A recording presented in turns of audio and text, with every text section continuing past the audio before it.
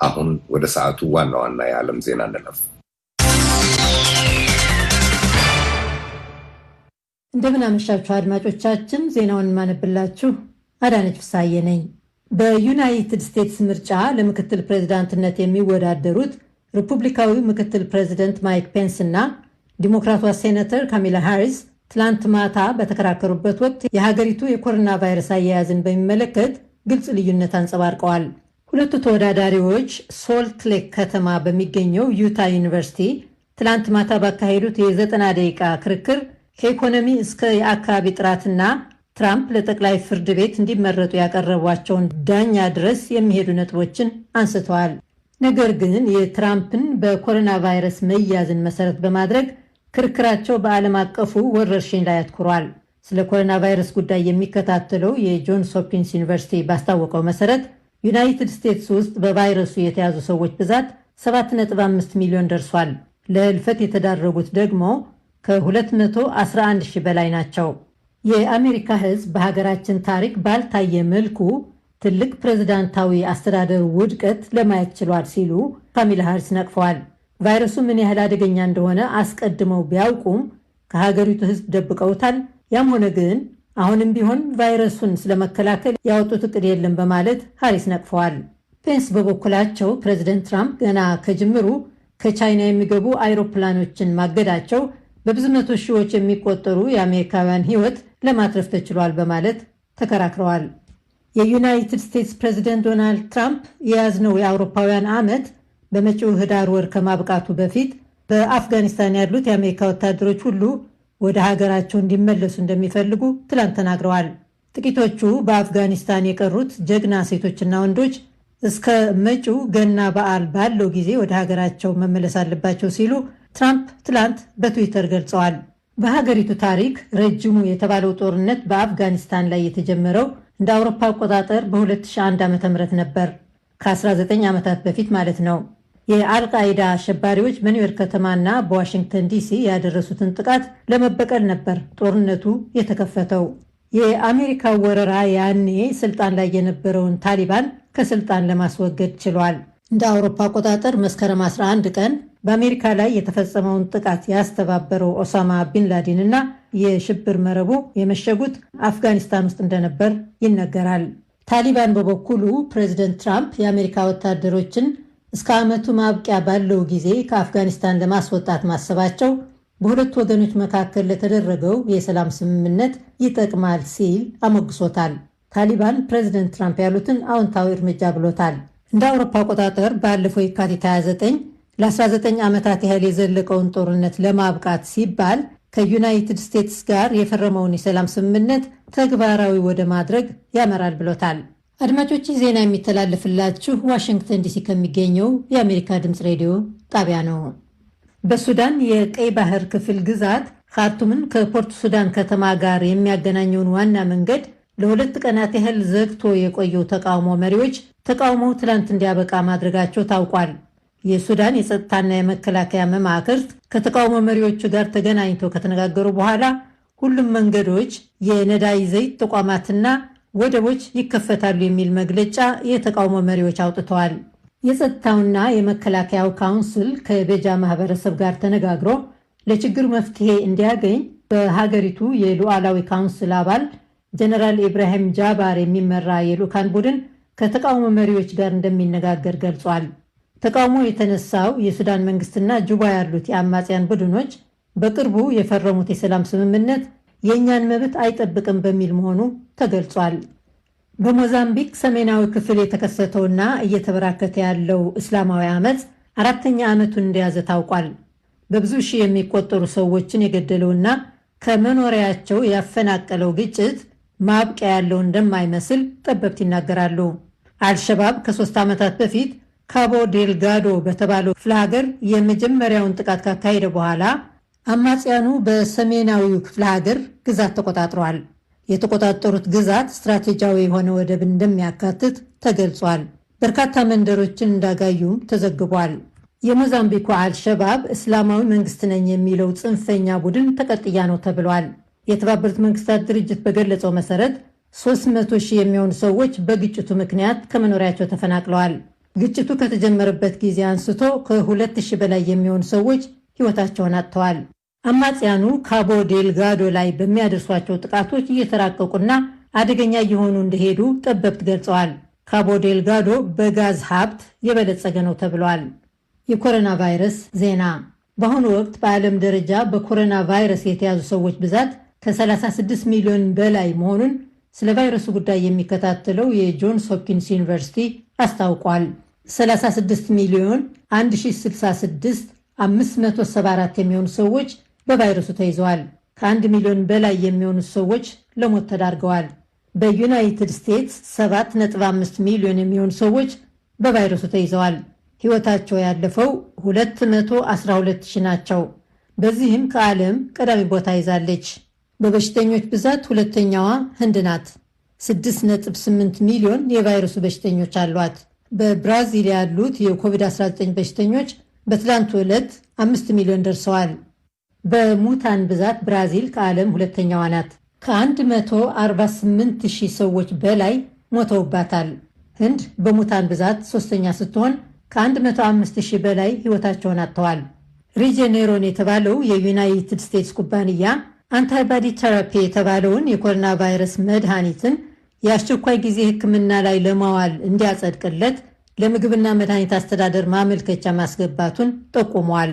ፕሬዚደንት ትራምፕ በኮሮና ቫይረስ ተይዘው ባለፈው ሳምንት ማብቂያ ላይ ሆስፒታል በገቡበት ወቅት ይሄው መድኃኒት እንደተሰጣቸው ተገልጿል። በመጨረሻም የስነ ጽሑፍ ኖቤል ሽልማት አሜሪካዊት ገጣሚ ሉዊስ ግሉክ የዓመቱን የስነ ጽሑፍ ኖቤል ሽልማት አግኝተዋል። የስዊድኑ አካዳሚ ውበትን እንዳለ የሚያደምቅ የነፍስ ወከፍ ህልውናን ሁለንተናዊ ገጽታ የሚሰጥ የማይሳት የስነ ግጥም ድምፅ ሲል ኖቤል ተሸላሚውን ግሉክን አሞግሷል። ግሉክ 12 የግጥም ስብስቦችን አሳትመዋል። ከዚህ ቀደምም የፑሊትሰርና የብሔራዊ መጽሐፍ ሽልማቶች አግኝተዋል። እያንዳንዳቸው የኖቤል ተሸላሚዎች $1.1 ሚሊዮን ያገኛሉ። አድማጮች፣ የምሽቱ ዜናችን እዚህ ላይ ያበቃ። መልካም ምሽት።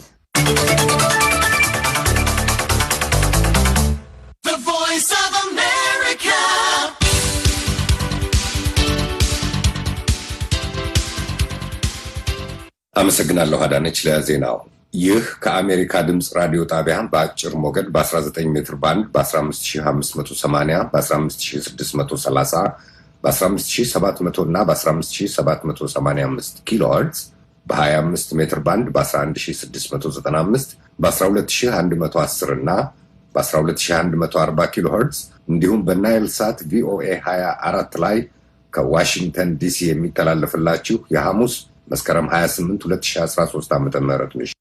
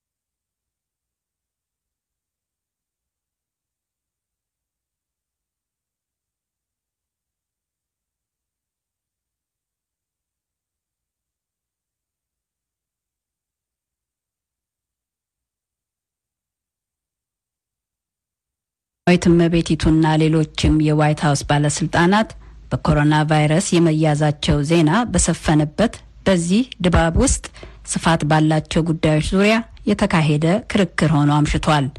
የዲሞክራቲክ ፓርቲ ውጩ ምክትል ፕሬዚደንት ሴኔተር ካማላ ሃሪስ ፕሬዚደንት ትራምፕ ለወረርሽኙ እየሰጡት ያለውን ምላሽ በውድቀት የተመላ ብለውታል። The American people have witnessed what is the greatest failure of any presidential administration. ይህ በሀገራችን ታሪክ በአንድም አስተዳደር ታይቶ የማያውቅ ትልቅ ውድቀት መሆኑን የአሜሪካ ሕዝብ ያየው የሚመሰክረው ነው። የለም አሉ ማይክ ፔንስ ሲመልሱ። ትራምፕ ጥር ወር መጨረሻ ላይ ቫይረሱ ከተቀሰቀሰባት ከቻይና በሚገቡ ተጓዦች ላይ ገደብ በማድረጋቸው የስርጭቱን መጠን ዝግ አድርጎታል። And again, the American people deserve to know Joe Biden opposed President Trump's decision to suspend all travel. ፕሬዝዳንት ትራምፕ ከቻይና የሚደረጉ ጉዞዎችን በሙሉ እንዲታገድ ሲወስኑ ውሳኔውን ጆ ባይደን መቃወማቸውን የአሜሪካ ሕዝብ ሊያውቅ ይገባል። ትራምፕ የኮሮና ቫይረስ ምርመራ እንዲጠናከር ክትባቱም እንዲሰራ አጥብቀው አበረታተዋል ሲሉ ፔንስ ተከራክረዋል። ካማላ ሃሪስ ፕሬዝዳንቱ ክትባቱ ቶሎ እንዲወጣ መግፋታቸው ላይ ጥያቄ አንስተዋል። If the doctors tell us that we should take it, I'll be the first in line to take it. Absolutely. But if Donald Trump tells us that we should take it, I'm not taking it. ተከተቡ የሚሉን ዶክተሮቹ ከሆኑ ለመከተብ የመጀመሪያ ሆናለሁ። በደንብ ነው። ተከተቡ የሚሉን ዶናልድ ትራምፕ ከሆኑ ግን አልከተብም። ማይክ ፔንስ በምላሹ Stop playing politics with people's lives. The reality is that we will have a vaccine, we believe, before the end of this year. የሰውን ሕይወት ለፖለቲካ መጠቀሚያ ማድረጉን ያቆሙ። ክትባቱን ይህ ዓመት ከማብቃቱ በፊት እናገኛለን ብለን እናምናለን። ሐቁ ያ ነው። የኮቪድ-19 ወረርሽኝ ኢኮኖሚውን አዳክሞታል። የዲሞክራቲክ ፓርቲው እጩ ካማላ ሃሪስ ችግሩ የጀመረው ከወረርሽኙ በፊት ነው በማለት ተከራክረዋል። Because of a so-called trade war with China, America lost 300,000 manufacturing jobs. ከቻይና ጋር የሚካሄድ የንግድ ጦርነት በሚባለው 300,000 አሜሪካውያን የፋብሪካ ሰራተኞች ስራ እንዲያጡ ተደርገዋል። ያልሆነውን አሉ ምክትል ፕሬዝዳንት ፔንስ ባጸፋው። Lost the trade war with China. Joe Biden never fought it. Joe Biden has been a cheerleader for communist China through over the last several decades. ከቻይና ጋር በመናደርገው የንግድ ጦርነት ተሸነፍን? ጆ ባይደን እኮ ፈጽሞ አልተዋጋቸውም። ጆ ባይደን ላለፉት በርካታ አስርተ ዓመታት የቻይናን ኮሚኒስት ፓርቲ ደጋፊ ሆነው ነው የኖረው። ለሁለቱም አስቸጋሪ የነበረው ጥያቄ በቅርቡ ያረፉትን የጠቅላይ ፍርድ ቤት ዳኛ ሩት ቤደር ጊንስበርግን ቦታ እንዲይዙ በፕሬዝዳንት ትራምፕ የታጩት ወግ አጥባቂዋ ዳኛ ኤሚ ኮኒ ባሬት ጉዳይ ነበር። የኤመሪ ዩኒቨርሲቲዋ የፖለቲካ ሳይንስ ምሁር አንድራ ግሊስፒ እጩ ምክትል ፕሬዝዳንት አብሮት የሚወዳደረውን እጩ ፕሬዝዳንቱን የሚጎዳ ስህተት ከመፈጸም የመቆጠብ ኃላፊነት ያለበት መሆኑን ያስታውሳሉ። And I think that they largely succeeded in doing no harm. Now, Vice President Pence is in a different position because he's part of the incumbent administration. And so he has to answer for the failures and the successes of the Trump administration. በዚህ ፕሬዝዳንታዊ ምርጫ የምክትል ፕሬዝዳንትነት እጩ ተፎካካሪዎች ክርክር ከሌላው ጊዜ በተለየ ትልቅ ግምት የሚሰጠው መሆኑን የገለጹት ደግሞ የራንደልፍ ሜከን ኮሌጅ ተንታኙ ሪች ሜገር ናቸው። People don't vote for vice presidents, they vote for presidents. But this year it's different. You have the oldest candidates ever. You've got one candidate who is the incumbent, the president, who's been diagnosed with a really serious disease. ከነዚህ ሁለት እጩ ምክትል ፕሬዝዳንቶች አንደኛው ፕሬዝዳንቱ ስልጣን ላይ ያሉ ህይወታቸው ቢያልፍ ወይም ኃላፊነታቸውን መወጣት የማይችሉበት ደረጃ ላይ ቢደርሱ ስልጣን ለመረከብ ዝግጁ ሆነው መገኘት አለባቸው። ይህ ሀቅ ታዲያ ከወዲሁ በአንዳንድ የአገሪቱ ክፍሎች ድምጽ እየተሰጠ ባለበት በአሁኑ ወቅት ብዙዎች መራጮች በከባድ ኃላፊነት እያሰላሰሉት ያለ ጉዳይ ነው።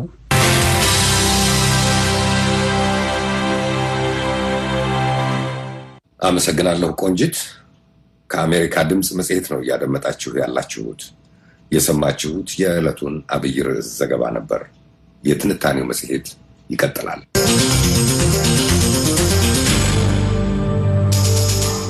በቤኒሻንጉል ጉሙዝ መተከል ዞን ዳንጉር ወረዳ የሚንቀሳቀሱ ሽፍቶች ጉዞ ላይ የነበሩ 14 ሰዎችን ገድለዋል ሲል የክልሉ ጸጥታና ሰላም ግንባታ ቢሮ አስታውቋል። ከሟቾቹ አንዱ ቻይናዊ መሆኑም ታውቋል። በ14 የታጠቁ ሽፍቶች ላይ እርምጃ መወሰዱንና ሁለቱ በመንግስት ጸጥታ አስከባሪዎች መያዛቸውን የቢሮው ኃላፊ አቶ ጋሹ ዱጋስ ገልጸዋል። አኮር መልካ ተጨማሪውን ይዟል። በቤኒሻንጉል ጉሙዝ መተከል ዞን ዳንጉር ወረዳ ውስጥ የሚንቀሳቀሱ ሽፍቶች በጉዞ ላይ የነበሩ የ14 ሰዎች ህይወትን እንዳጠፉ የክልሉ ጸጥታና ሰላም ግንባታ ቢሮ ኃላፊ አስታወቁ። ሽፍቶቹ ግለሰቦቹን የገደሉት በዳንጉር ጉብላክ በሚባል ቦታ ሲሆን ግድያው የተፈጸመው ከትናንት ወዲያ መሆኑን አቶ ጋሹ ዱጋስ ገልጸዋል። ወደ ዳንጉር አካባቢ በልዩ ስሙ ጉብላክ ቀበሌ የምትባል ቦታ ነው ይህን ችግር የተፈጠረ። ባልታሰበ ሁኔታ በ25 ከአሶሳ ተነስቶ የህዝብ ማመላለሻ ወደ ግልገል ጉዞ ላይ ያለ በተፈጠረው ችግር መንገድ ላይ ቆታ አካባቢ እንዲያድሩ ተደርጎ ነበረ። በቦታው የነበረው ጸጥታ ኃይል ይህንን ድርጊት ቀድሞ ለመከላከል ለምንድን ነው ያልቻለው? መኪናው ገብቶ የተመታውን ኦፕሬሽን ላይ ያሉ ነው ስራ እየተሰራ ሳለ ነው አሁን የገቡበት። በመሀል እንዲያውን ወደ ጥቃት አይደርስም ነበረ። እንቅስቃሴም ጭምር ገጥተን ነበረ እንዳይንቀሳቀሱ ስራ እየተሰራ ስለሆነ መስመር ላይ የማጽዳት ጠላት ሲመታ ከቦታ ቦታ ይንቀሳቀሳል፣ ይበተናል። ጥንቃቄ ያድርጉ ያልን ነው። በመሀል እሱ ሲገቡ ለዚህ ችግር ሰለባ የሆኑ ደፈጣ ላይ ገብቶ ነው እንግዲህ ይህን ጥቃት ማድረስ የተቻለው። አጠቃላይ እንግዲህ ያው እስከ ትላንትናም ያው ክቡር ስነ ስርዓቱም ስለተፈጸመ ያው ጥቃት የደረሰው በ14 ንጹሃን ዜጎች ላይ ነው። ከ14 ውስጥ ያው አንዱ የውጭ ዜጋ ነው፣ አንድ ቻይናዊ በግሉ መኪና ነው እንግዲህ ያው እሱ ፊት ለፊት ስለነበረ እሱም ተመቶ እዛ ቤቱ ወዲያውኑ ያለበት ሁኔታ ነው ያለ። 8 ሰው ቆስሎ አሁን በሆነሳት ሆስፒታል ሕክምና ላይ የሚገኙ የኛ ጸጥታ ኃይል ግን ባደረጉት ርብርብ ቀሪ ሰዎችን ማትረፍ ችለዋል። የሟቾቹንና የቆሰሉ ሰዎችን ቁጥር ከፓዊ ሆስፒታል ለማረጋገጥ ያደረግነው ጥረት አልተሳካም። የመንግስት ጸጥታ አስከባሪዎች ሽፍቶቹ ላይ እርምጃ ሲወስዱ 2 ተማርከዋል ብለዋል ኃላፊው። ሽፍቶቹ ሲገለገሉበት የነበሩ የተለያዩ የጦር መሳሪያዎችም ተይዘዋል ብለዋል አቶ ጋሹ። ሽፍታው ላይ ከሽፍታ 14 ነው የተመታ። 14 ተደምስሷል። 2 ሰው በህይወት ተይዘው አጠቃላይ ወደ 15 መሳሪያ ነው። የጥቃት ፈጻሚዎችን ምክንያት በተመለከተ የቤኒሻንጉል ጉሙዝ ክልል ጸጥታና ሰላም ግንባታ ቢሮ ኃላፊ ገልጸዋል። ሽፍቶቹ ያው የሚታወቁ ነው። 2 አይነት እንቅስቃሴ ነው ያሳዩ። ከመጀመሪያ መነሻቸው ያው ከሱዳን አድርጎ የክልሉ ተወላጅ ሆነው ተደራጅቶ የመጡ ኃይል ናቸው። ወደ ህዝቡ ከገቡ በኋላ ነው ግን ወጣቶችን በማስመራት በማሳመን በርካታ ቁጥር የያዘ ሰዎችን በራሳቸው ጊዜ እየተንቀሳቀሱ እያስታጠቁ ነው ይህን ጥቃት የሚያደርሱ እንጂ አሁን በርከት ያለ ቁጥር አሁን አብዛኛው ጊዜ እዚህ ያሉ ተወላጆች ናቸው። መነሻቸው ግን አድርጎ ያው ከሱዳን ነው ስልጠና አድርጎ ወስዶ መጥቶ ወደ ሀገር ውስጥ ገብቶ ይህን ጥቃት የሚያደርሱ። አሰልጣኙ ማን ነው? ለምንድን ነው የሚያሰለጥናቸው? አሰልጣኙ እንግዲህ ማወቅ አልቻልንም። ያው ዙሮ በሚዲያም በሶሻል ሚዲያም የሚሰማቸው ነገሮችም አሉ፣ በመረጃ የሚታወቁ አሉ።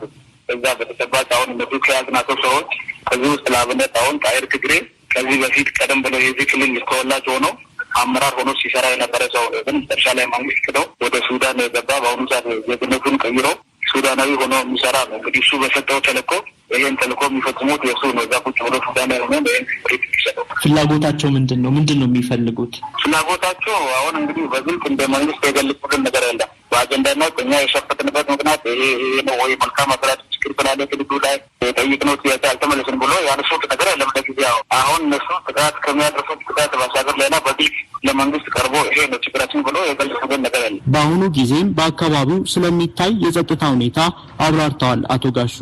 አሁን እንግዲህ የተጀመረው ስራ ተስፋ ሰጪ ነው። መከላከያ ሰራዊቱም የወሰደው ያለው እርምጃ እንግዲህ አሁን ጥሩ ነው። አሁን ሽፍታዎቹ ያሉበትን ቦታ እየተጠና አሁን በኦፕሬሽን ማጥራት ስራ እየተሰራ አመራሩ ጎን ለጎን ደግሞ የህዝቡ ግንኙነት ስራ ህዝብን በማሳመን በማወያየት የመከላከሉ ስራ ላይ ከእንደዚህ አይነት ድርጅትም እጃቸው ያሉ ወጣቶችም ተቆጥበው ወደዛ እንዲመለሱ ከማድረግ አንጻር የፖለቲካ ስራ እየተሰራ ነው። የጸጥታ ኃይሉም በበቂ ሁኔታ በሚባል አሁን የኦፕሬሽን ስራ እያከናወኑ ስለሆነ የዚህ አሁን የሚታዩ የሰላም ማረጋጋት እና አንጻራዊ ሰላሞች እንዳሉ ነው። እንግዲህ አሁን በቅርብ ጊዜ ከትላንትም እስከ ዛሬ ያለ ነገር ድባብ ጥሩ ነው። በቤኒሻንጉል ጉሙዝ መተከል ዞን በተለያዩ ወረዳዎች ባለፉት 2-3 ዓመታት ውስጥ ሽፍቶች በተባሉ የታጠቁ ኃይሎች ሲደርስ በነበረው ጥቃት የበርካታ ንጹሃን ዜጎች ህይወት መጥፋቱ ይታወሳል። ከዚህም የተነሳ በዞኑ የአስቸኳይ ጊዜ አዋጅ ታውጇል። ጥቃቱን መከላከል አልቻሉም የተባሉ ከወረዳ እስከ ክልል ስልጣን ላይ የነበሩ ከ40 በላይ አመራሮች ከስራ እንዲነሱ የተደረገውም ባለፈው ሳምንት ውስጥ ነው። ለአሜሪካ ድምጽ ናኮር መልካ ካምቦ።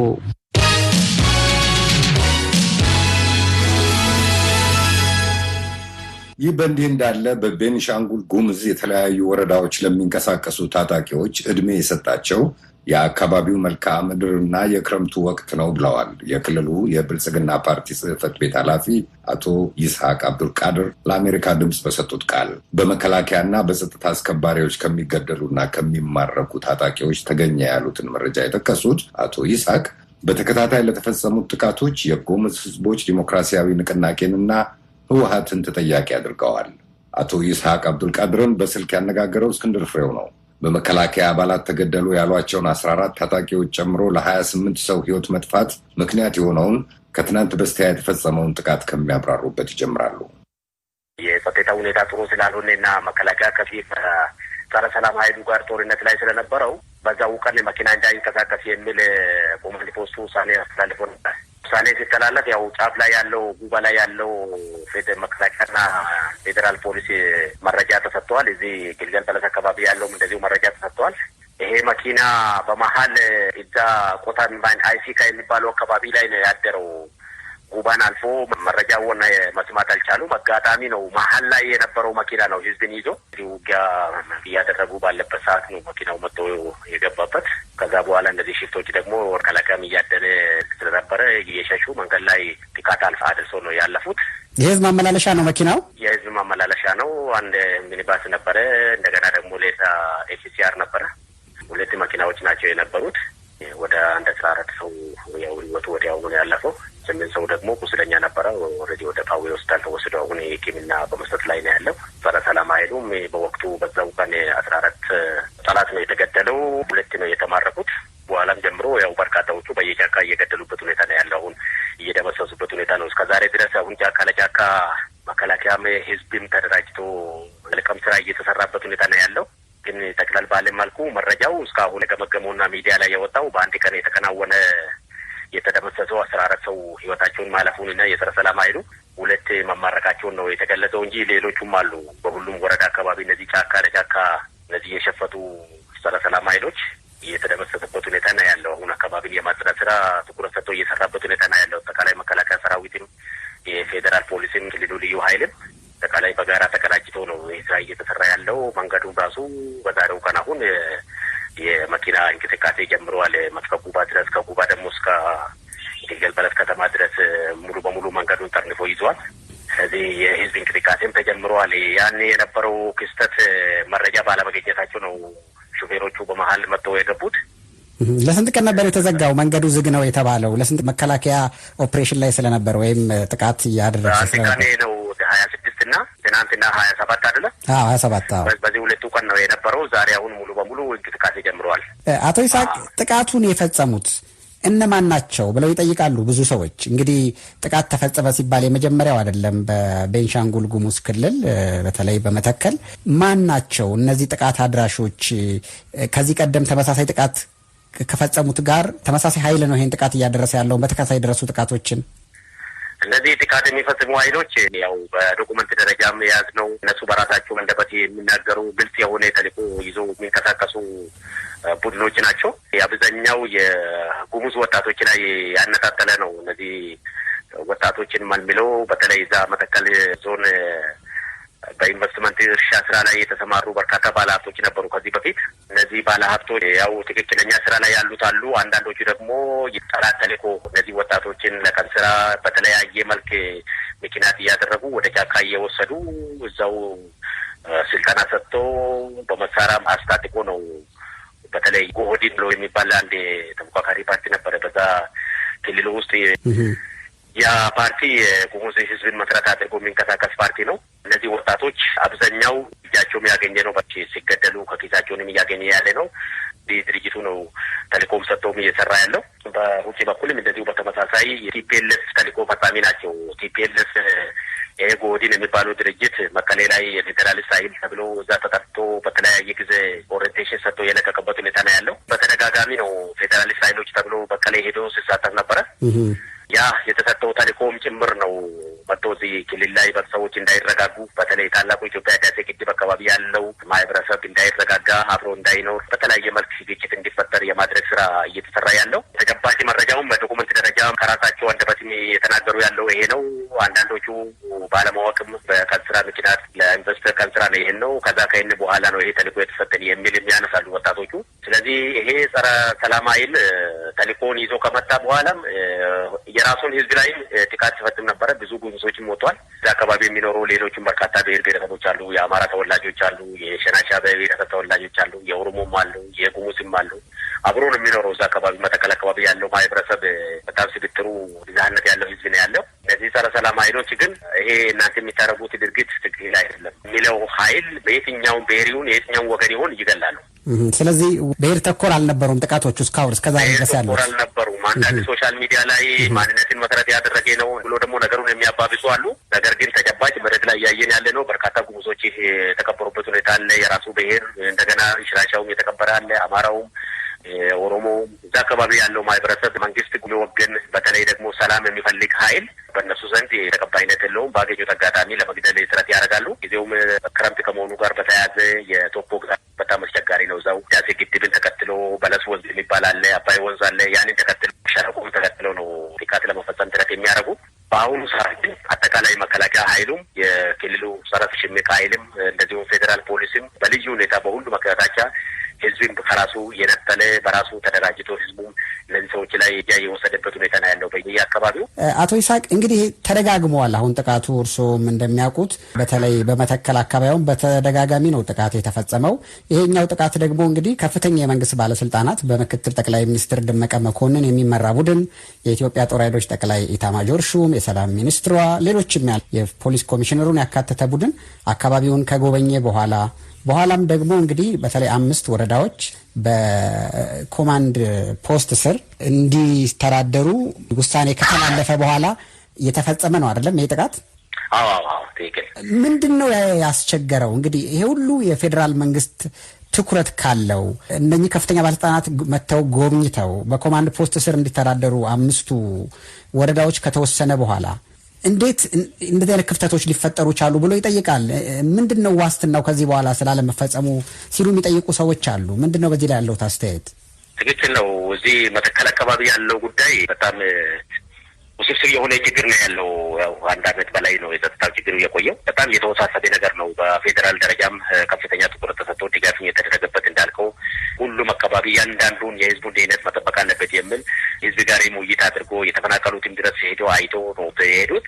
ይሄ ከተደረገ በኋላ አሁንም የፌዴራል መንግስት ትኩረት ሰጥቶ በከፍተኛ አመራር ጭምርም ድጋፍ እየተደረገ እኛም ቢሆን አሁን እዛ ማይካሎኝ ነው ከአንተ ጋር እያወራ ያለው በቁጭ ብለን የክልሉ ከፍተኛ አመራር ከምክትል ፕሬዚዳንቱ ጀምሮ ከፓርቲ ጽሕፈት ቤት ኃላፊ ጀምሮ ሌሎች ካቢኔ አባላትን ጀምሮ ያንዳንዱ ቀበሌ ወረዳም እየገባን እየሰራንበት ሁኔታ ነው ያለው። ነገር ግን እነዚህ ጸረ ሰላም ኃይሎች ወይም ሽፍታ የምንላቸው ልጆች በዋናነት አካባቢው ድንበር ጋር በተያያዘ ጉዳይ አለ። ከሱዳን ጋር በቀላሉ ጫካ ለጫካ ሰርጎ ይገባል። ቦታ አቀማመጡ በጣም አስቸጋሪ ነው። እዛ አካባቢ ያለ ሰው ነው የሚያውቀው። እዛ ውስጥ ገብተህ አንድ በአንድ ለቅመ ለመጨረስ በጣም አስቸጋሪ ነው። አሁን ክረምቱ ስለሆነ ማለት ነው። የኛ ህዝብ ደግሞ የእርሻን የሚሰራ ንጹሃኑ ህዝብ ደግሞ በየጫካው ይንቀሳቀሳል ብቻውን ኑሮውን ለመቀየር ሲባል ማለት ነው። በቀላሉ ተገላጭ የሚሆንበት እድል ነው ያለው። ስለዚህ ይሄ በጣም በቀላል የሚታይ አይደለም። አሁንም እየሰራን ያለ ነው። እኛ ሌላ ስራ ፈተን እዛ ያንዳንዱ የክልሉ አመራር በሙሉ ከልቡ ይሄን ህዝብን የማዳን ስራ መስራት አለበት ብሎ ጫካ ገብቶ አመራር ደረጃ በአንድ ጊዜ ብቻ ወደ 45 አመራር ባለፈው ከኃላፊነት አንስተናል። በዛው ልክ ደግሞ ጥቆማ የደረሰው ወደ 15 የሚሆኑ አመራሮች ቁጥጥር ስር እንዲውሉ አድርገናል። 45 ውስጥ ነው 15ቱ ቁጥጥር ስር ውሏል። በአንድ ጊዜ የወሰነው ውሳኔ ነው እንጂ በየቀኑ የሚናግዳቸው አሉ፣ የሚታሰሩ አሉ። እሱን ተደምሮ አይደለም። አሁን ከፖሊስ አካላትም ቢሆን ከተለያየ ህብረተሰብ ክፍል እዛው እጅን ያስገባ አካል ተጨባጭ ህዝቡ የጠቆመው ነገር እየለቀምን በህግ ቁጥጥር ስር እያዋልንበት ሁኔታ ነው ያለው። አሁን በአሁኑ ሰዓት እዛ አካባቢ እየሰራን ያለ ነው። በተለይ በመከላከያ ሰራዊት ጋርም ከፌዴራል ፖሊስ ጋርም በክልሉ ጸጥታ አካላትም በተቀናጀ መልኩ ነው ኮማንድ ፖስቱ እየመራ ያለው። ባለፈው የተፈጸመው ስህተት ጦርነት ላይ ባለው ሰዓት ህዝብን የያዘ መኪና መጥቶ መሀል መግባት ይሄ ለማንም ይታወቃል። ይሄ የሚተርፍ አይደለም። ሰዎቹ መረጃ የላቸውም። ጫካ ላይ ነው። መከላከያና ጸረ ሰላም ኃይሉ ኦልሬዲ ውጊያ ውስጥ ነው ያለው። ትናንትና ፍስታው የተፈጠረው ወደ 14 ሰው የሞቱት ጦርነት ውስጥ ነው መጥቶ የገባው መኪናውን ይዞ ማለት ነው ሹፌሩ። እሱ መረጃ ስለሌለ ነው። ልብን የሚሰብር ነገር ነው። ስራ እየተሰራ ጠላት እየተደመሰሰ ያን ቀን ነው 14 ጠላት የተገደለው። 2 የተማረኩት የዛው ቀን ነው። ጠላቱም በጣም በየጫካ ተበታትኗል እና እና አሁንም ቢሆን እያንዳንዷን በአግባቡ ክትትል እየተደረገ እየተሰራበት ሁኔታዎች አሉ።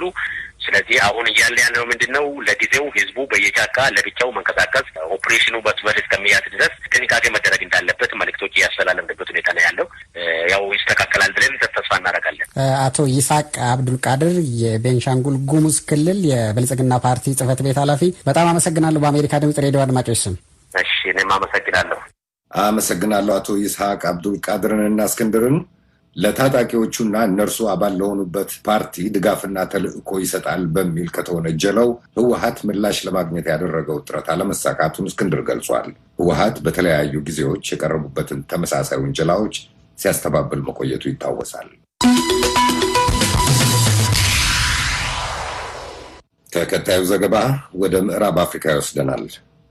ከወታደራዊ አገዛዝ ወደ ሲቪል አስተዳደር እየተሸጋገረች ያለችው የማሊ ዕጣ በምዕራብ አፍሪካው ሳህል ቀጠና ያለውን የሰላምና መረጋጋት ሁኔታ እንደሚወስን የተናገሩት የዩናይትድ ስቴትስ ልዩ መልእክተኛ ፒተር ፋም ሰሞኑን በአካባቢው ጉብኝት አድርገዋል።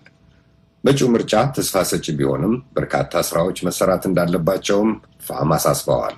አኒታ ፓውል ከጆሃንስበርግ ያጠናቀረችው ዘገባ ዝርዝሩን ይዟል።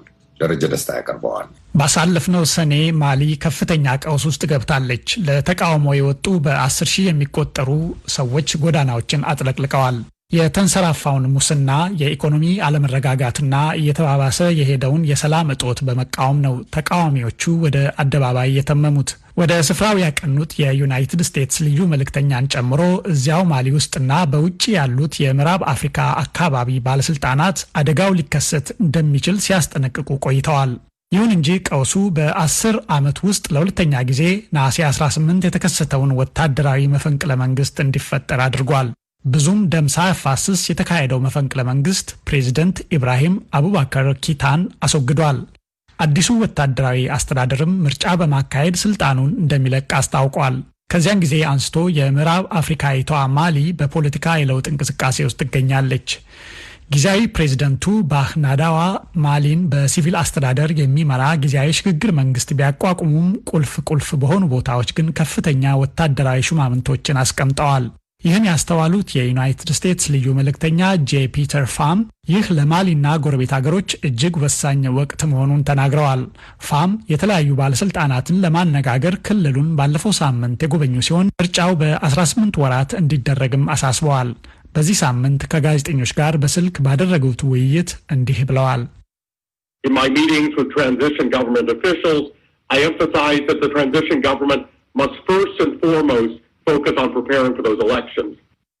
ከሽግግሩ መንግስት ባለስልጣናት ጋር ባደረኩት ስብሰባ የሽግግሩ መንግስት ከምንም ነገር በፊት የመጀመሪያውን ትኩረቱን ማድረግ ያለበት ለምርጫው ተገቢውን ዝግጅት በማድረግ መሆኑን አስገንዝቤያለሁ። በተመሳሳይ ሁኔታም የህብረተሰቡን ደህንነት መጠበቅና ሌሎች ቅድሚያ ሊሰጣቸው የሚገባቸውን የማሻሻያ ተግባራት ማከናወን ይኖርበታል። እነዚህ በህዝቡ ዘንድ ያሉትን ቅሬታዎች፣ ሙስና፣ የሰብአዊ መብት ጥቃትና መከላከልን፣ የአልጀርስ ስምምነትን እንዲሁም በማሊ ሰላምና እርቅን ማምጣትን ያካትታሉ። እነዚህን ችግሮች ካላስወገዱ ፖለቲካዊ አለመረጋጋቱ ሊመለስ ይችላል። ፋም ከዚህም ጋር ተያይዞ በአካባቢው እየጨመረ የመጣው የሽብርተኝነት ጥቃትም አሳሳቢ መሆኑን ይናገራሉ። ለበርካታ ዓመታት የተባበሩት መንግስታት የሰላም አስከባሪ ጦርና የዩናይትድ ስቴትስ ኃይሎች ብዙ ቢሊዮን ዶላር የጠየቀውን የአካባቢውን ሰላም ማስከበር ተልዕኮ ሲወጡ መቆየታቸውን ገልጸዋል። የፕሬዝደንት ትራምፕ አስተዳደር የተልዕኮውን አዋጭነት በመጠየቅና ፋይዳውንም በማሳነስ በአፍሪካ የበጀትና የወታደሮች ቁጥር እንዲቀነስ ገፋፍተዋል። ልዩ መልእክተኛው ፋም በማሊ የመፈንቅለ መንግስቱ ከተደረገ በኋላ በአካባቢው የደረሰ ከባድ ችግር ወይም የተበተነ ነገር ተከስቶ እንደሆነ ተጠይቀው ነበር። እንዲህ ብለው መለሱ። We haven't yet, and I think part of that is owing to ongoing activities by the United Nations peacekeeping mission. እስካሁን ያልተከሰተም እንደሚመስለኝ ያ የሆነው አንድም የተባበሩት መንግስታት ድርጅት የሰላም አስከባሪ ኃይል G5 ከሚባለው ግብረ ኃይል ጋር በሚያደርገው እንቅስቃሴ የተነሳ ነው። በዚህ ሳቢያ በአካባቢው ምንም ጥቃት አላየንም። በእርግጠኝነት ግን አይናችንን ላፍታም ቢሆን ሳንከድን አካባቢውን በንቃት እየተከታተልን ሲሆን አደጋው ግን እንደቀጠለ ነው። ስለዚህ ታዲያ የሳህልን አካባቢ የሚያረጋጋው ነገር ምን ሊሆን ይችላል ተብለው የተጠየቁት ፋም ለዚህ የማያወላዳ ምላሽ አለኝ ይላሉ። በአካባቢው የተንሰራፋውን አክራሪና የሽብር ቡድን መጠራረግ አንዱ ነው። በሁሉም የመንግስት ተቋማት ማሻሻያዎችንም ማድረግ ያስፈልጋል። የሲቪል አስተዳደርን የሚያመጣውን የነሐሴ 18ቱን ምርጫ ማድረግም አማራጭ የለውም። ባጭሩ ፋም እንደሚሉት የመንግስት መሪዎች ለዜጎቻቸው ጥያቄዎች በቀጥታ መልስ በመስጠት ተጠያቂ የሚሆኑበትን፣ ጊዜያቸው ሲደርስ ከስልጣን የሚሰናበቱበትንና የሰብአዊ መብትን የሚያከብሩበትን ስርዓት ማምጣት ወሳኝ መፍትሄ ነው። ለአሜሪካ ድምጽ ራዲዮ ደረጀ ደስታ።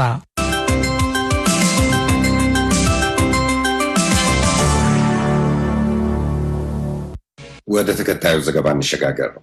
በመንግስት ጸጥታ አስከባሪዎች እንግልት እየደረሰብን ነው ሲሉ የምዕራብ ሸዋ ዞን ግንደበረት ወረዳ አንዳንድ ነዋሪዎች ስሞታ አሰምተዋል። መንግስት ኦነግ ሸኔ እያለ የሚጠራቸው ታጣቂዎች 2 የመንግስት ታጣቂዎችን ጠልፈው መውሰዳቸውና በኋላም አንዱን መግደላቸው እየደረሰብን ነው ለሚሉት እንግልት መነሻ መሆኑን ይናገራሉ። የወረዳው ጸጥታ ጽሕፈት ቤት በነዋሪዎች የቀረበውን ቅሬታ በተመለከተ መረጃ እንደሌለው ገልጿል። የክልሉ ጸጥታ ቢሮ ጉዳዩን እያጣራ መሆኑን አስታውቋል። ፀሐይ ዳምጠው ዝርዝሩን ይዛለች። በምዕራብ ሸዋ ዞን ግንደበረት ወረዳ ቀሬ ዶብ የሚገኙ አንዳንድ ነዋሪዎች ናቸው ከመስከረም 22 2013 ጀምሮ በመንግስት ጸጥታ ኃይሎች እንግልት እየደረሰባቸው እንደሆነ የተናገሩት። መንግስት ኦነግ ሸኔ በማለት የሚጠራቸው ታጣቂዎች 2 የመንግስት ሚሊሻዎችን ከአካባቢው ጠልፈው መውሰዳቸውን ተከትሎ ለጅምላ እንግልት መጋለጣቸውን ነው ያስረዱት። ከዕለት ተዕለት ስራና ኑሯችን እየተንገላታን ነው ሲሉ ለአሜሪካ ድምጽ ተናግረዋል። የግንደበረት ነዋሪ የሆኑት አቶ በቀሌ ጉተማ የወረዳው ፖሊስ የጸጥታ ዘርፍና አስተዳዳሪው የቀበሌውን ህብረተሰብ በአንድ ትምህርት ቤት ውስጥ በማጎር ሲያንገላቱ ነበር ይላሉ። የግንደበረት ነዋሪ የሆኑት አቶ ቱሉ ጉታ ሰሞኑን በቀሬ ዶቢ ቀበሌ ነዋሪዎች ላይ እየደረሰ ነው ያሉትን ችግር አብራርተዋል። ቀሬ ዶቢ ላይ አመት ያለፈ ጀምሮ እስከዛሬ ችግር ነው ያለ። ህዝብ ይዞ ከትምህርት ቤት ውስጥ አንድ ላይ ተሰብስቦ እዚህ ታች በረሃ ላይ የሆነ ሽፍታለ እንደ እስከማወጣ እናንተ አውጡም ብሎ ማታም ቀንም ቀን ፀሐይ ማታ ውርጭ ወንበር የለውም ልብስ የለውም መብላ አይገባም። ገላ ሰው ይደበድባል። እስከ አሁን እስከ ዛሬ ማለት ነው። እንኳን ወደ ቤተሰብ አልተገባም። ከበረሃ ብዙ ህዝብ ነው ያለ። ሽፍታ አለ። ከብቶችን አውጥ ንብረት ለቀቁና ግቡ ብሎ አሁን ግርግር ላይ ነው ያለ። እስር ቤት የለውም። ዝም ብሎ ተሰብስቦ ትምህርት ቤት ውስጥ ማለት ነው ዝም ብሎ አዝቀምጦ ፀሐይ መታል፣ ውርጭ መታል። ከዛ ትናንትና ሄድና ሽፍታ ፍለግ ብሎ በረሃ ወርዶ ነበረ። አሁን ቤት ገብቶ ነበረ። እንደዛ ነው። ሰው አይጓዝም፣ መንገድ ላይ አይጓዝም፣ ቤት አይገኝም። እህል ከብት ተጨርሰዋል። የኦሮሞ ፌዴራሊስት ኮንግረስ ፓርቲ አመራር አባል የሆኑት አቶ ደስታ ድንቃ በህብረተሰቡ ላይ እየደረሰ ነው ያሉትን እንግልት እንደሚከተለው ይገልጻሉ። በምዕራብ ሸዋ ዞን በግንደበረት ወረዳ የታጠቁ የመንግስት ኃይሎች እዛ ቀበሌ ሰፍረው ነው ያሉት። ቀበሌው ያሉትን ሴቱን ወንዱን ጨምሮ ሁሉንም ለስብሰባ ጠርተዋቸው ነበረ። ለስብሰባ ከጠሯቸው በኋላ እስከ 12 ካቆዩዋቸው በኋላ ሴቶቹም በ12 ሰዓት ለቀዋቸው ነገ በጠዋቱ ተመልሶ እንዲመጡ ነግረዋቸው ይለቋቸዋል።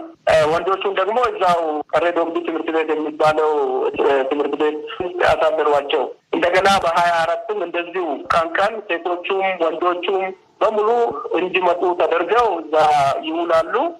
ማታ ላይ ደግሞ ሴቶቹ ይለቁና ወንዶቹን እዛው ያሳድሯቸዋል። አንድ የመንግስት ታጣቂ አንድ ሰው ባለፈው ጊዜ የታጣቂዎች ተወስደዋል የሚባል እሱም ፈልጉ እዛ ወደ በረሃ ወደ ወይነ ደጋ ወደ ቆላ ሄዳችሁ ይህንን ሰውዬ ፈልጉ አምጡ ብለው ለቀቋቸው ማለት ነው። በዚሁ መሰረት ገበሬዎች ስራቸውን ትተው በዚህ ሰዓት የስራ ሰዓት ነው ለገበሬዎች የሚያርሙበት ምርታቸውን የሚሰበስቡበት። ከዚህ እንግዲህ ወደ በረሃ ነው ጥሩምባ ነፍሰው ነው አሉ ከየቦታው እየተጠራሩ ገበሬዎች ወደ ቆላ ወደ በረሃ ይሄዱ። ከህብረተሰቡ በተነሳው ቅሬታ ላይ ምላሽ የሰጡት የወረዳው ጸጥታ ጽሕፈት ቤት ኃላፊ አቶ ጆን ሴራባ ተከታዩም ብለዋል። ፖሊስን ጠይቁ። የጸጥታ ኃይል ከሆነ እንጂ አርሶ አደር እንዴት አድርጎ ነው ሽፍታን የሚፈልገው? እኔ የማውቀው ነገር የለኝም። ሂዱና ፈልጉ ብዬ ያሰማራሁትም የለም። ይህ አይመለከተኝም። ይህ ለኔ አዲስ ነገር ነው።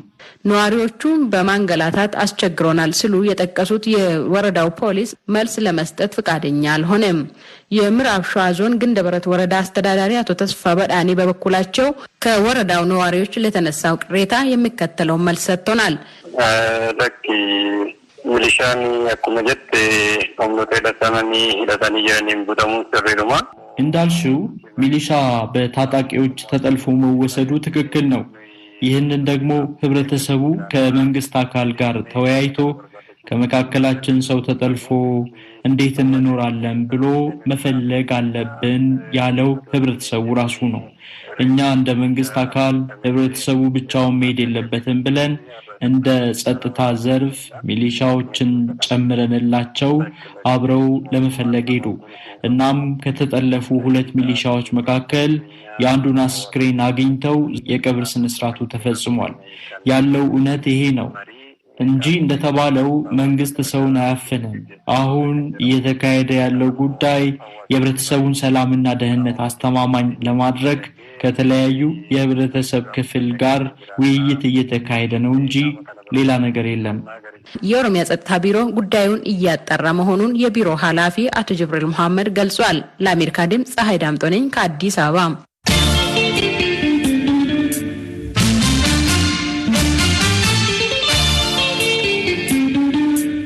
በምሁራንና በፖለቲካ ድርጅቶች ያልተገባ የስልጣን ሽሚያ የኢትዮጵያ ህልውናና የህዝቡ ሰላም አደጋ ላይ ወድቋል ይላሉ ደሴ፣ ኮምቦልቻና ሐይቅ ከተሞች ውስጥ የሚኖሩ የትግራይ ተወላጆች። የትግራይ ብልጽግና ፓርቲ ዛሬ ደሴ ከተማ ውስጥ በጠራው ስብሰባ ላይ የተሳተፉት የትግራይ ተወላጆች ህዝብንና የፖለቲካ ቡድንን አንድ አድርጎ ከማየት በሚፈጠር የተዛባ አስተሳሰብ እየተጎዳነን ብለዋል። መስፍን አራጌ ተጨማሪ አለው። ዛሬ በወሎ ዩኒቨርሲቲ መሰብሰቢያ አዳራሽ በተካሄደው ውይይት የተሳተፉ አስተያየት ሰጪ እንደገለጹት በስልጣን ላይ ለመቆየት አሊያም ወደ ስልጣን ለመውጣት በሚደረግ ሽሚያ ምሁራንና የፖለቲካ ድርጅቶች ለህዝብ ሰላም መታወክ፣ ለአገር አንድነት መናጋት ምክንያት እየሆኑ ነው። በአጉል የስልጣን ሽሚያ አገሪቷ ታምሳለች። አማራ ትግሬ እየተባባለ እየተጋደልን ነው ያለው። የተቋሰለ በቃ በጠቅላላ ዶክተር መስፍን ያወሩት ነፍሳቸው ይማርና ትክክል ተናግሮት በስመ ዲሞክራሲ እየተባለ ህዝቡ መነገጃ ነው። አስተያየት ሰጪዎቹ በተዛባ መልክ የትግራይን ህዝብ ከህወሓት ጋር አንድ አድርገው የሚፈርጁ ሰዎች እንዳሉ ጠቁመው ይህም ለማህበራዊ መገለልና ላልተገባ ፍረጃ እንደዳረጋቸው አስረድተዋል። በአንጻሩ ህወሓት የመረጣቸው ጥቂቶች እንጂ እኛ እንደ ህዝብ ተጠቃሚ አይደለንም ብለዋል። የትግራይ ህዝብ ብዙ የረገፈ የሞተ ነው፣ ግን መብቱ ያልተጠበቀለት ልጆቹ 3-4 ገብሮ በልመና በችግር የሚኖር ህዝብ ነው። እኛ ወንድሞቻችንም ገብረናል፣ ቆስለናል፣ ሙተናል። በብሔር ብሔረሰብ አንድነት ሁነን ነው መስዋዕትነት ስንከፍል የነበረ ሳንለያይ እስተ ናቅፋ፣ እስተ ቋራ፣ እስተ ከዓበት፣ እስተ ከረን፣ ስንት ምኑን ቁጥር ስፍር የለውም። 28 ዓመት ተሰራ ገዙ። ምንም ጥቅም ለትግራይ ግን የለም። በማን ሰበብ ነው? እዚህ ቀደም ወንድሞቻችን የትግራይ ተወላጅ ወርቃቸው ንብረታቸው የተዘረፈ የተቃጠለ ፎቃቸው የተቃጠለ በማን ነው? በእነሱ ሰበብ አይደለም። በማን በሽታ ነው? ምን ጥቅም አገኘ? አሁንም በኢትዮጵያውነት እንጂ በብሔር አናምንም። ህወሓት ቢታገል አንዲት ነገር ያገኘው ነገር የለውም። ህዝብ ትግራይ በችግር በድህነት እየማቀቀ የሚገኝ ህዝብ ነው። ሌባ ሲሰርቅ ይፋቀራል፣ ሲካፈል ደግሞ ይጣላል። ለስርቆታቸው፣ ለሽሞታቸው፣ ለቤተሰቦቻቸው እንጂ ለእኛ ለትግሬዎች የሚረዱማ ቢሆኑ ስንት ትግሬ ነው የሚሞት ያለ? ስንት ትግሬ ስንት አማራ ነው የሚረገጥ ያለ? የፖለቲካ ድርጅቶች መለዋወጥ ኢትዮጵያንና ኢትዮጵያዊነትን አይለውጥም ይላሉ ተሰብሳቢዎቹ። በእኛ እድሜ እንኳን 3 መንግስት ማየታችን ነው። ይሄ ያለ ነው።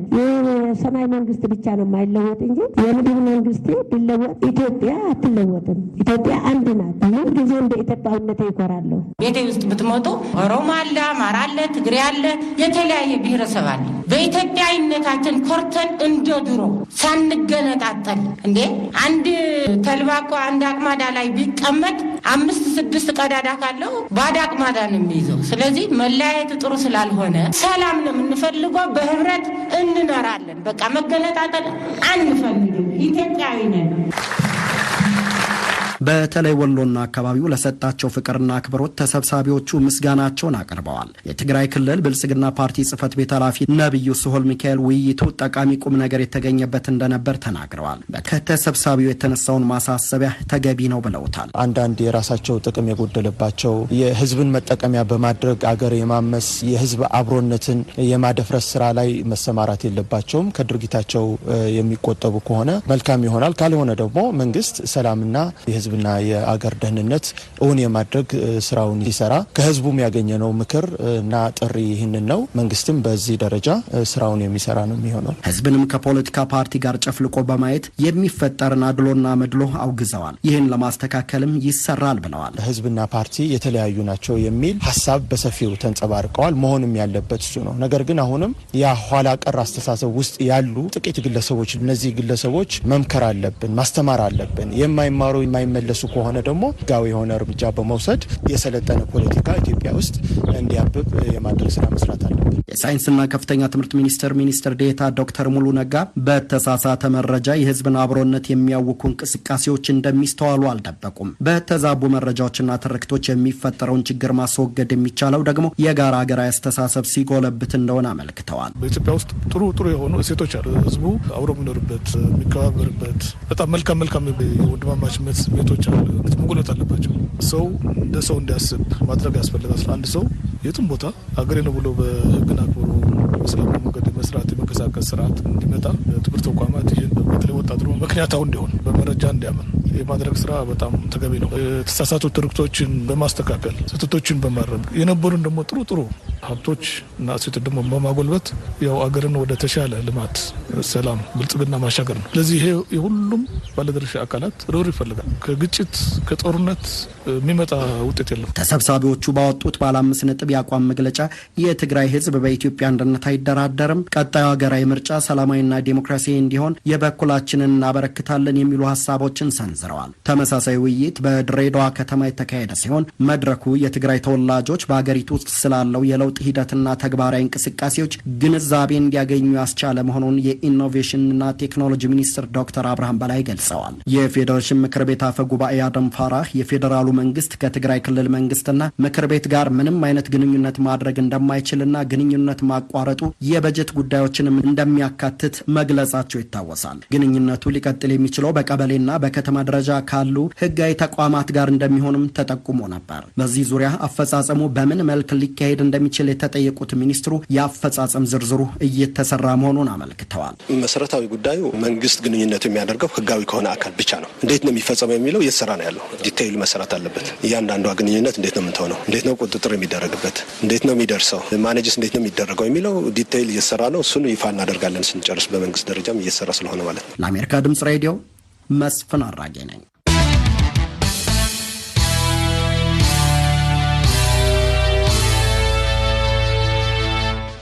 ለረጅም ጊዜ ስናቀርበው የነበረ የደመወዝና ጥቅማጥቅም ጥያቄ የክልሉ መንግስት ምላሽ ሳይሰጥ ቆይቷል ሲሉ ትግራይ ክልል ውስጥ የሚገኙ አቃቢያነ ሕግ ለአሜሪካ ድምፅ በሰጡት አስተያየት ቅሬታቸውን ገልጸዋል።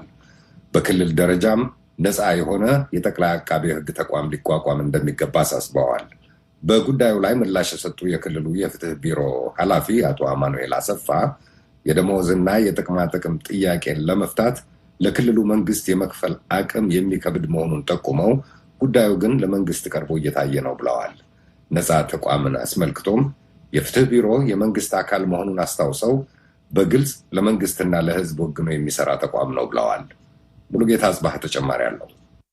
ስማቸው እንዳይገለጽ የፈለጉ በትግራይ ክልል በአቃቤ ሕግ ሙያ የተሰማሩ እንደተናገሩት የደሞዝና የጥቅማ ጥቅም ጉዳይ ለብዙ ጊዜ ጥያቄ የነበረና እስካሁንም ምላሽ አልተሰጠውም ብለዋል። ዳኞችና አቃቢያነ ሕግ ከአሁን በፊት ተመሳሳይ ደሞዝና ጥቅማ ጥቅም ይሰጣቸው የነበረ ቢሆንም ከባለፈው ሐምሌ ወር ጀምሮ ለዳኞች ብቻ ጭማሪ በማድረግ ልዩነት በክልሉ እንዲፈጠር ተደርጓል በማለት ክልል ትግራይ የሚገኙ ዳኞች ጥቅማ ጥቅም ሆነ ደሞዝ ጭማሪ አድርገዋል። በፍትህ ቢሮ በኩል ደግሞ የተደረገ ነገር የለም። ግን ከዚህ በፊት ሲደረግ የነበረው በተመሳሳይ ሙያ የምንገኝ አካል ስለሆነን ተመሳሳይ የሆነ ጥቅማ ጥቅምና ደሞዝ እንዲኖር እየተደረገ ቆይተዋል ማለት ነው። በአሁን ሰዓት ግን ልዩነት ተፈጥሯል። በአቃቤ ሕግና በዳኛ ልዩነት የተፈጠረብን ስለሆነ እንደገናም ደግሞ ተጨምሮ የነበረው 2008 ስለነበረ ከዛ በኋላ የተደረገ ጭማሪ የለም። ያ ጭማሪ ያለመኖር ደግሞ ካሁን ያለው ሀገራዊና ክልላዊ ኢኮኖሚ ግሽፈቱ ተያይዞ እንትኑ እያደረገብን ስለሆነ ከዛ አንፃር ነው ጥያቄያችንን እያቀረብን የምንገኘው። ሌላ ስማቸው እንዳይገለጽ የፈለጉ አቃቤ ሕግ በተደጋጋሚ ለትግራይ ክልላዊ መንግስት ጥያቄው ቢቀርብም ምላሽ አልተሰጠም ብለዋል። ይህን ነገር ምላሽ ማግኘት አልቻለም እስካሁን ማለት ነው። ያን መሰረት አድርገን ባለፈው ሰኞ ወይም ደግሞ መስከረም 25 የስራ ማቆም አድማ ለማድረግ ሙሉ አቃቤ ሕግ በሚባል መልኩ ጥሪ አድርገን በተወሰነ ደረጃም ያንን ተግባራዊ አድርገን ነበር። ግን ያን በማድረጋችን የሚጎዳው መንግስት ሳይሆን መላ ህዝባችን ስለሆነ እኛም የተሰጠን ኃላፊነትና አድራ ለህዝባችን ስንል ስራችን ገብተን ሰርተናል። ግን ያንን በሂደር ያቆየነው ያራዘምነው ነው እንጂ በአጠቃላይ የተውነው ነገር አይደለም። በክልሉ ከ550 በላይ አቃቢያን ሕግ እንዳሉም ተናግረዋል።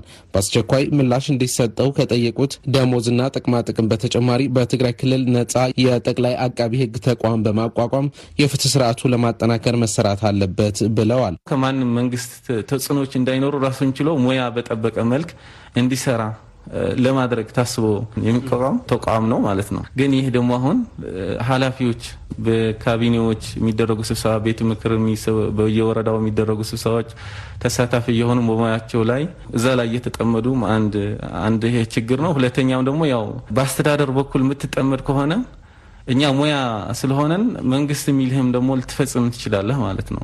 በሙያህን ግን ምንም ነፃ ትካል ከሆንክ ግን እንደነዚህ አይነት ነገር የምትከላከልበት መንገድ የለህም። አባል ከሆንክ መንግስት የሚሰጥህን መደቦች ሁሉ ህጋዊነታቸው ህጋዊ ያልሆኑትም ልትፈጽም ትችላለህ። ነጻ የሆነ የጠቅላይ አቃቢ ሕግ ተቋም ከተቋቋመ የፍትህ ስርዓቱ ከማጠናከር በተጨማሪ የአቃቢያን ሕግ መብትም ለማስከበር ያግዛል ሲሉ ተናግሯል። አንድ ተቋም በፋይናንስም በአሰራርም ነው ነጻ መሆን ያለበት። ስለዚህ እኛ ሙያችን ነጻነት ይፈልጋል። ስለዚህ የምንሰራው ነገር በበጀት ካልተደገፈ፣ በሰው ኃይል ካልተደገፈ፣ በአጠቃላይ ደግሞ በላይ ያሉ አመራሮችም ድርጅት አባላት ናቸው። አባላትም ብቻ አይደሉም። ማዕከላዊ ኮሚቴ የህዝብ ተወካዮች ምክር ቤት አባላት ስለሆኑ ቅድሚያ ሰጥተው የሚሰሩት ለድርጅታቸውና ለወከላቸው ድርጅት ነው ብለን እናስባለን። የአቃቢያን ሕግ ጥያቄ አስመልክቶ ለትግራይ ክልል ፍትህ ቢሮ ኃላፊ አቶ አማኑኤል አሰፋት የደሞዝና ጥቅማ ጥቅም ጥያቄው እኛም አምነንበት ጥናት በማድረግ ወደ መንግስት አቅርበነዋል። ሆኖም ግን ባለው የክልሉ መንግስት የመክፈል አቅም የሚከብድ ነው ብለዋል። የአቃቢ ሕግና ዳኛ ደሞዝና ጥቅማ ጥቅም ከ1985 ዓ.ም ጀምሮ እኩል ይከፈል የነበረ ነው።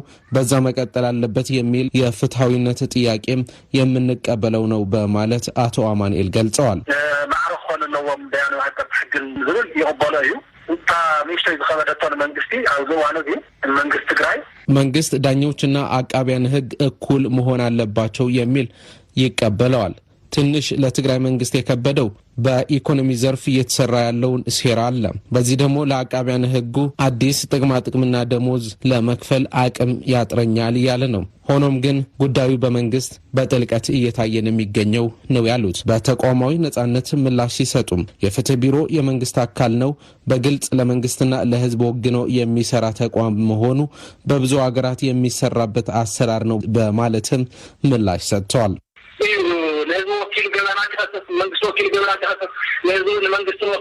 የፍትህ ቢሮ የህዝብና የመንግስት ወኪል ሆኖ ወንጀል ይከሳል፣ የፍትሐ ብሔር ጉዳይም ይከሳል።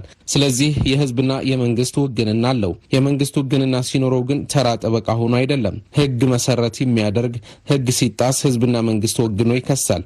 ለመንግስት ይህንን የሚጠቅመው ብሎ ህግ እንዲወጣ ያደርጋል። ስለዚህ ካስፈጻሚው የመንግስት አካል የምትለየው አይደለም። ሶስተኛ ወይም አራተኛ የመንግስት አካል የምትለውም አይደለም ነው ያሉት። በወረዳዎች የሚገኙ የፍትህ ጽህፈት ቤት ኃላፊዎች የወረዳ ካቢኔ አባል መሆን እሳቸውም አመራሩ ከሙያዊ ጉዳዮች ይልቅ በአስተዳደራዊ ስራዎች እንዲጠመድ ስለሚያደርግ ብለው እንደማይደግፉት ገልጸው፣ ሆኖም ግን የክልሉ ምክር ቤት የፍትህ ስርዓቱ በወረዳ ካቢኔ እንዲገመገም ብሎ የወሰነው በመሆኑ መቀበል ግድ ይላል ሲሉ ተናግሯል። ለአሜሪካ ድምጽ ሙልጌታ ጽብሃ መቀለም።